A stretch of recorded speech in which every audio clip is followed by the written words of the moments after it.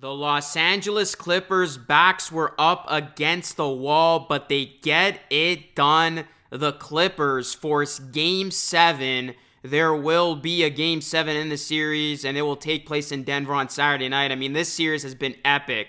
By far the best first-round playoff series.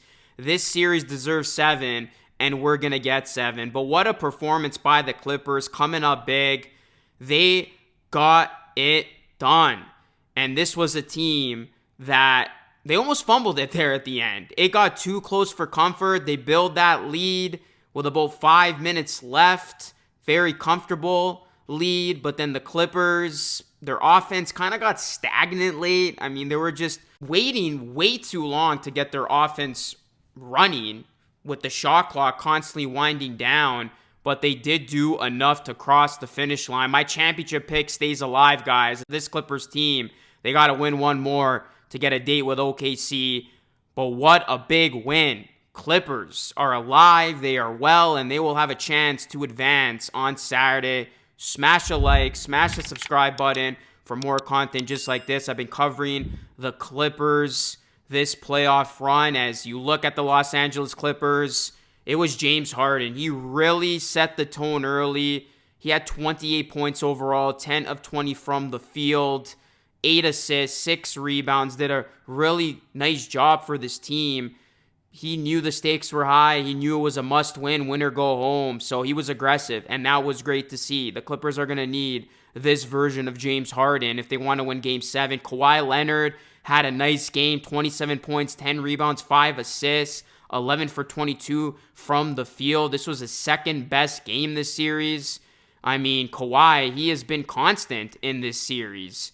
Kawhi Leonard, he scored 20 plus points so far in every game this series. And in Game 6, he was especially good as he's the Clippers' all-time leader in 25-point playoff games already. And then you look at Norman Powell. He really delivered 24 points, 9 of 15 from the field. Hit a couple of big-time shots, really got his offense going. He came up in a big way. Clippers needed his offensive spark. And then the unsung hero, the reason why the Clippers ultimately won this game, in my opinion, Nick Batum. Can we all credit and take a moment here to acknowledge Nick Batum? The Clippers, they don't win this game without him.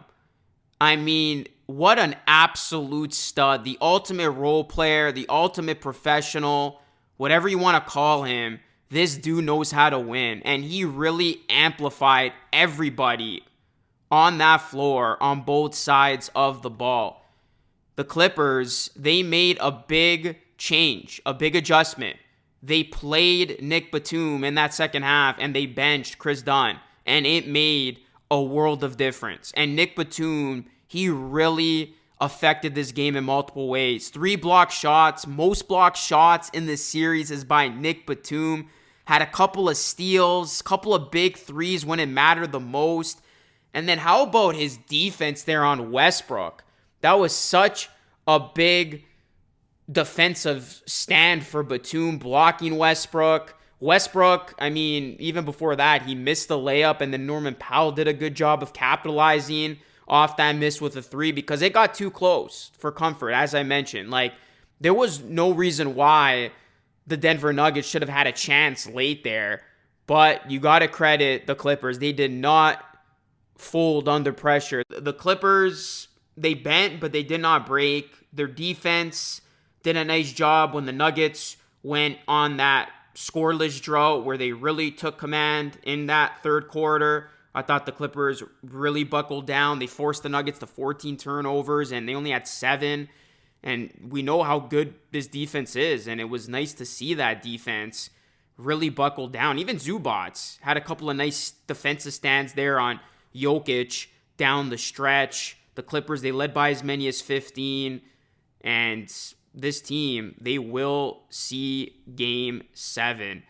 This was just an electric game. And again, going back to Nick Batum, I mean, what really stands out when looking at his production is the fact that even at his age, he logs 34 minutes. He played literally the entire second half. And he was so important for this team. And really, like, the blueprint is clear.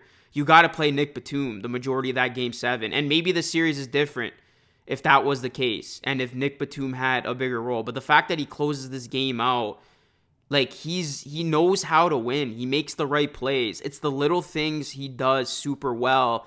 And some of the things don't even appear on the box score. But the 6 assists, the 5 rebounds, again, the 2 steals, the 3 blocks, the 2 threes when it mattered, plus 11. Nick Batum with that closing lineup, it really delivered. And, you know, Game 7 is going to be a war. It is going to be the ultimate test for this Clippers team. And really, this might be the last chance for this Clippers core to get it done. Like, you finally have a healthy Kawhi Leonard. You got a great defense.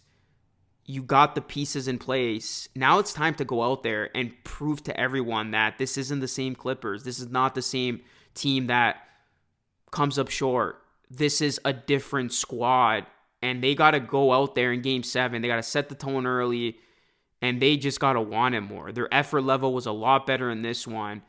You know, James Harden setting the tone early. Kawhi coming up big, particularly in that second half. They're going to have to be the studs. And then the role players are going to have to do their thing. Norman Powell's going to have to play well once again. And then even Bogdanovich hitting a 3 there late. I think that helps his confidence because they're going to need some production from him from off the bench. I mean, the Clippers only rolled out with 8 players. I mean, really 7 players because Chris Dunn only played 10 minutes. So it's going to be a very tight rotation for that final Game 7. They're going to need everything from the likes of Batum, who again came up big, Jones Jr., Bogdanovich, and we'll see what happens with Chris Dunn. But this is going to be an absolute war with a Denver team that is clearly going to have the advantage being at home.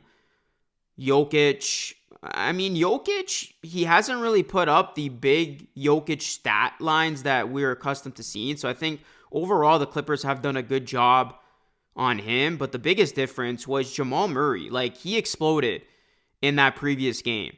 So as long as you can keep Jamal Murray in check, you're going to have a good chance to win. Like, that's what it comes down to. So if the Clippers can contain Murray and they keep Jokic to these, you know, this type of production, he doesn't have a super Nikola Jokic performance. Like, I like the Clippers' chances. I do. So it's going to be interesting to see what happens. Kawhi's going to have to come up big. James Harden's going to have to come up big. Again, it starts with those two.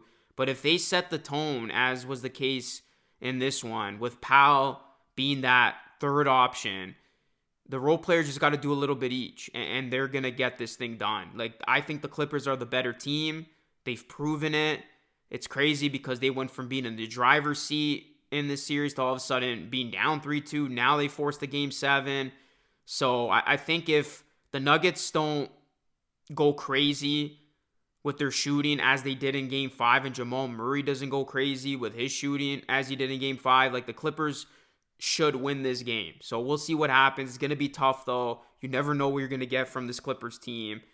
And Game 7 is going to be the ultimate testament for this Clippers squad. Like I said, this could be the last chance that the Clippers have a run in them in the Kawhi Leonard Clippers era. This could be it. So let me know your thoughts, guys. Drop a like on the video. Sub to the channel if you're new. Ring the bell for more. And real quick, I want to shout out BetUS TV for sponsoring today's content. If you're looking for more NBA and sports content, go check out BetUS TV. Awesome content hub. Thank you to them for sponsoring today's video. Thank you guys so much for watching. This is Luke signing off. I will have the call after the conclusion of Game 7. I will catch you all again in the next one.